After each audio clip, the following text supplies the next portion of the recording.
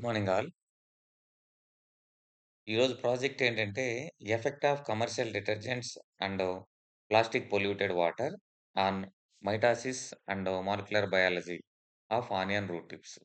అంటే ఇక్కడ మనం ఈ డిటర్జెంట్స్ అదేవిధంగా ప్లాస్టిక్ పొల్యూషన్ అంటే ప్లాస్టిక్ వాటర్‌లో వదిలేసినప్పుడు దాంట్లోంచి పొల్యూటెడ్ వాటరు, అదేవిధంగా మనం స్నానం చేసిన తర్వాత మనం బట్టలు ఉతికిన తర్వాత ఆ వాటర్‌ని మిగిలిపోయిన వాటర్‌ని మనం వదిలేస్తాం కదా! వాటిని మనం పొలాల్లోకి, తర్వాత నదుల్లోకి వదిలేస్తుంటాం. అటువంటి వాటరు అంటే డిటర్జెంట్ వాటరు, అదేవిధంగా ప్లాస్టికు ద్వారా పొల్యూట్ అయిన వాటరు, ఈ ప్లాంట్ సెల్స్ అంటే ప్లాంట్ సెల్స్ అంటే ఫర్ ఎగ్జాంపుల్ ప్లాంట్ తీసుకురాలేం కాబట్టి ఇక్కడ ఆనియన్ తీసుకున్నాం. ఆనియన్ కూడా ప్లాంట్ నుంచి వస్తుంది కాబట్టి, ఆ ప్లాంట్‌ని మనం వాటర్‌లో పెడితే ఆనియన్ గనక వాటర్‌లో పెడితే దాని నుంచి రూట్స్ వస్తాయి. సో, ఆ రూట్స్ మీద ఎటువంటి ఎఫెక్ట్ చూపిస్తుంది? ఆ రూట్స్ నార్మల్‌గా గ్రో అవుతాయా? అంటే ఈ డిటర్జెంట్ వాటర్‌లో గాని, లేకపోతే ప్లాస్టిక్ వాటర్‌లో పెట్టినప్పుడు ఆ రూట్స్ అనేవి నార్మల్‌గా గ్రో అవుతాయా? లేకపోతే వాటిలో ఏమైనా అబ్నార్మాలిటీస్ ఉన్నాయా? నార్మల్‌గా గ్రో అవ్వాలంటే అవి సెల్ డివిజన్ జరగాలి. సెల్ డివిజన్ ఎలా జరుగుతుంది? మైటోసిస్ ద్వారా జరుగుతుంది.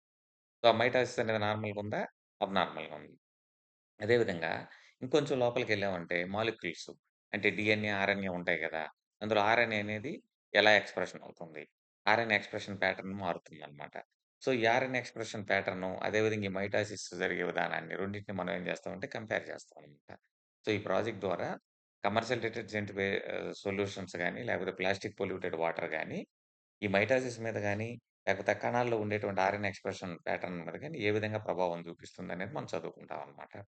సో, ఈ ప్రాజెక్ట్ కోసం మనం స్కూల్‌లో ఇద్దరు స్టూడెంట్స్‌ని, తర్వాత అక్కడ సారు, స్కూల్‌లో ఒక టీచర్‌ని, అదేవిధంగా హైర్ ఎడ్యుకేషన్ అంటే డిగ్రీ గాని, యూనివర్సిటీలో ఉండేటువంటి ఒక టీచర్‌ని మనం తీసుకున్నామనమాట. సో, ఇక్కడ ఎయిమ్ ఏంటంటే, మన ఎయిమ్ అంటే మనం ఏం ఉద్దేశంతో మనం ఈ ప్రాజెక్ట్‌ని సబ్మిట్ చేసామనమాట. అంటే the proposed study built upon existing site laws and approaches integrating molecular analysis. So, ఇందులో ఎయిమ్ ఏంటంటే ఈ ప్రాజెక్ట్ యొక్క ఉద్దేశ్యం ఏంటి అనంటే, మనము ఇక్కడ ఆనియన్ రూట్స్‌ని జనరేట్ చేస్తున్నాం గదా! అది మోడల్ అనమాట. అంటే ఈ స్టడీ చేయడానికి అదొక మోడల్ మోడల్ టైప్ అనమాట. సో, మనం ప్లాంట్‌ని డైరెక్ట్‌గా స్టడీ చేయలేం కాబట్టి ఆనియన్స్‌ని తెచ్చి ఆనియన్స్ నుంచి రూట్స్ గ్రో చేస్తాం. ఆ రూట్స్‌ని ఎక్కడ గ్రో చేస్తాం? కొన్ని నార్మల్ వాటర్‌లో గ్రో చేస్తాం. కొన్ని డిటర్జెంట్ వాటర్‌లో గ్రో చేస్తాం. కొన్నొచ్చేసి అంటే ప్లాస్టిక్ పొల్యూటెడ్ వాటర్‌లో గ్రో చేస్తామనమాట. నార్మల్ వాటర్‌లో గ్రో చేసిన రూట్స్‌కి, ఆనియన్ రూట్స్‌కి, డిటర్జెంట్ సొల్యూషన్‌లో గ్రో చేసినటువంటి ఆనియన్ రూట్స్‌కి, అదేవిధంగా ప్లాస్టిక్ పొల్యూషన్ దాంట్లో గ్రో చేసినటువంటి ఆనియన్ రూట్స్‌కి మధ్య మైటాసిస్‌లో ఏదైనా డిఫరెన్స్ ఉందా? అదేవిధంగా సెల్ లోపల ఆర్ఎన్ఏలో ఏదైనా డిఫరెన్స్ ఉందా? అనేది మనం స్టడీ చేస్తాం. అది ఎయిమ్ అనమాట దీనిది. So, the proposed study build upon existing cytogenic approaches integrating molecular analysis. How detergents and plastic water influence cell division and gene regulation. Gene regulation అంటే ఆర్ఎన్ఏ లెవెల్స్ అనమాట.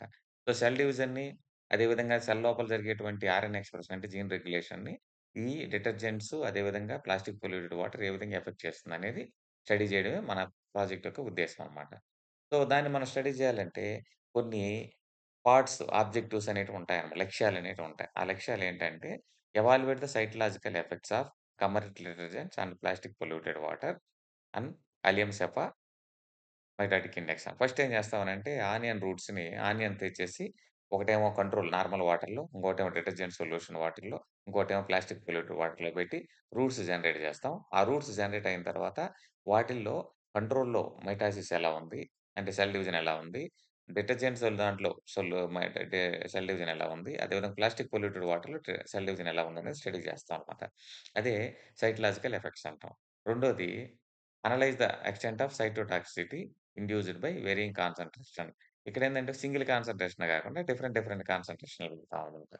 ఫర్ ఎగ్జాంపుల్ డిటర్జెంట్ సొల్యూషన్ అనుకో 1 gram ఒక solution, 2 gram solution, 3 gram solution అంటే 4 గ్లాసులు తీసుకుంటాం. 4 normal water ఏస్తాం. ఒక దాంట్లో 1 గ్రామ్ డిటర్జెంట్, దాంట్లో 2 గ్రాముల డిటర్జెంట్, దాంట్లో 3 గ్రాముల డిటర్జెంట్, 4 గ్రాముల డిటర్జెంట్స్ పెట్టి ఇప్పుడు ఆనియన్ రూట్స్ వేరియింగ్ కాన్సంట్రేషన్స్ అన్నమాట. ఒకే కాన్సంట్రేషన్ కాకుండా డిఫరెంట్ కాన్సంట్రేషన్.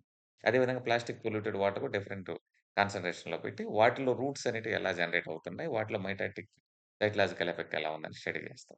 దాని తర్వాత మాలిక్యులర్ లెవెల్‌కెళ్ళి to investigate the RNA expression pattern. So, RNA expression అనేది ఎలా ఉంది? దాంట్లో ఎలా జరుగుతుంది? అంటే నార్మల్ వాటర్‌లో ఎలా ఉంది?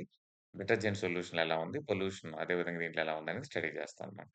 నాలుగోదేంటంటే కోరిలేట్ చేయడం అనమాట. అంటే ఆర్ఎన్ఏ ఎక్స్‌ప్రెషన్ ప్యాటర్న్‌కి, సైకలాజికల్ స్టడీస్‌కి మధ్య ఏమన్నా సంబంధం ఉంది. కోరిలేషన్ ఏమన్నా ఉందా అనేది స్టడీ చేయడం అనమాట నాలుగోది.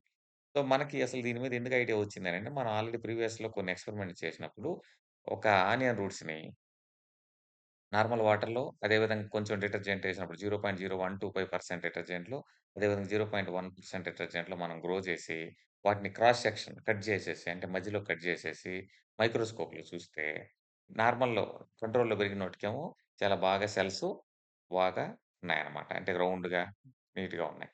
అదే డిఫరెంట్ కాన్సంట్రేషన్ 0.0125, 0.1 కాన్సంట్రేషన్‌లో పడినప్పుడు సెల్స్ చిన్నవైపోయి, డీహైడ్రేట్ అయిపోయి, అంటే అరేంజ్‌మెంట్ కూడా డిఫరెంట్‌గా డీఫార్మ్డ్ అరేంజ్‌మెంట్ అనేదొచ్చిందనమాట.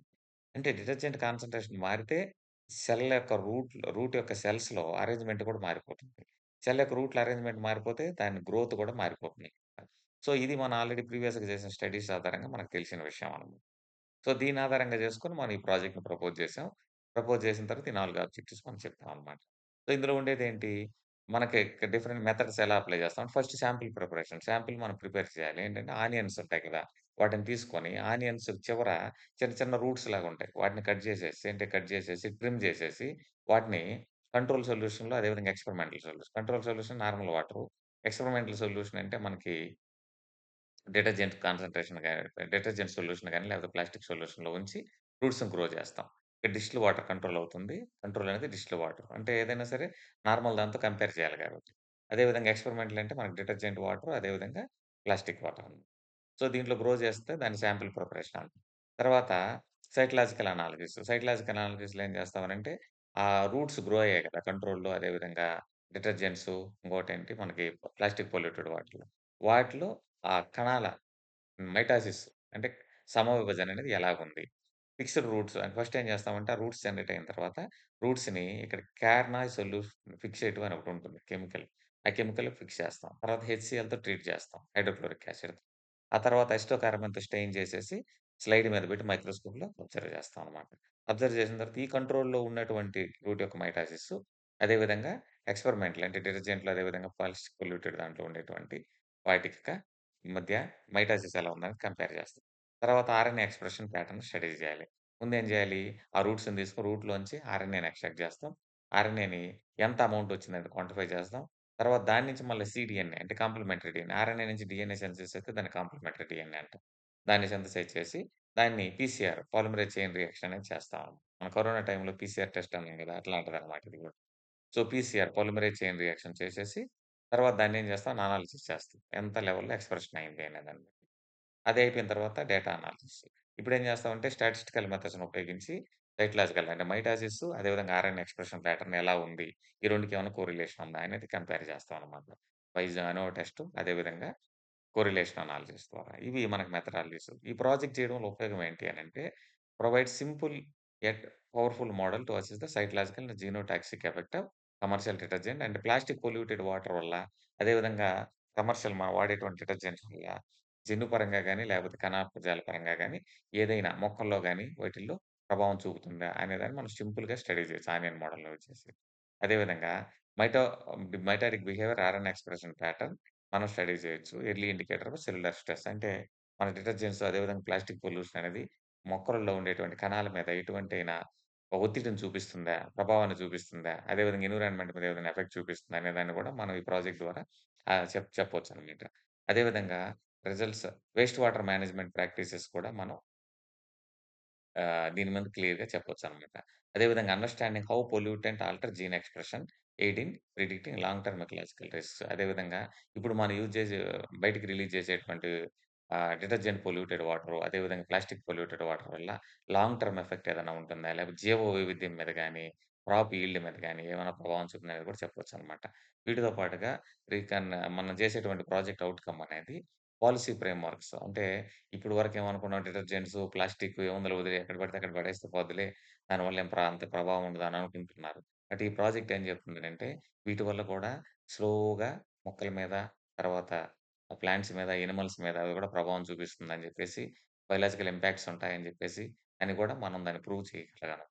చేయడం ద్వారా గవర్నమెంట్ కూడా వీటి మీద దృష్టి సారించేదానికి స్కోప్. ఇది మన ప్రాజెక్ట్‌కి సంబంధించి బ్రీఫ్‌గా మీకు తెలుగులో అర్థం అవ్వడానికి చెప్పాననమాట. ఓకేనా?